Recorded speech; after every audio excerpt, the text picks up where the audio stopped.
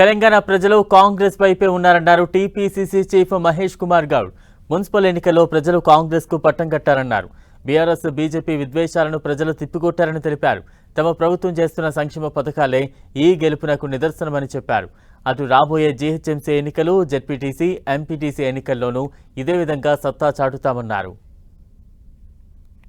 రాష్ట్ర ముఖ్యమంత్రి రేవంత్ రెడ్డి నేతృత్వంలో మా బట్టి విక్రమార్క సీనియర్ మంత్రులందరూ సమన్వయంతో, జిల్లా ఇన్ఛార్జీల మంత్రులందరూ, జిల్లా కాంగ్రెస్ కమిటీ అధ్యక్షులు, సీనియర్ కాంగ్రెస్ నాయకులందరి యొక్క సమిష్టి కృషితో ఇవాళ మొదటి నుంచి చెప్తున్నట్టుగా దాదాపు 70 నుంచి 75% మున్సిపాలిటీలు కాంగ్రెస్ పార్టీ గెలుస్తూ ఉంది.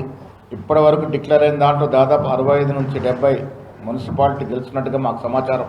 అధికారంలో ఉన్న ఏ ఇతర రాష్ట్రంలో ఇంత మంచి మ్యాండేట్ ప్రభుత్వ పక్షాన ఇవాళ తెలంగాణలో ప్రజలు ఇచ్చినటువంటి మ్యాండేట్కి ధన్యవాదములు.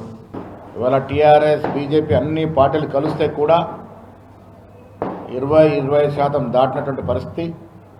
కాంగ్రెస్ ఒకటిగా 75% పైగా మున్సిపాలిటీ గెలుచుకున్నట్టు సందర్భం. నిజామాబాద్, కరీంనగర్ కార్పొరేషన్లో మత విద్వేషాలు రెచ్చగొట్టి ఎంఐఎం మీద బీజేపీ, బీజేపీ మీద ఎంఐఎం పకడ్బందీగా విమర్శలు గుప్పించి విద్వేషాలు రెచ్చగొడితే కూడా ప్రజలు కాంగ్రెస్ పార్టీకి ఇవ్వాల్సినటువంటి పరిపూర్ణ మద్దతు ఇచ్చినారు.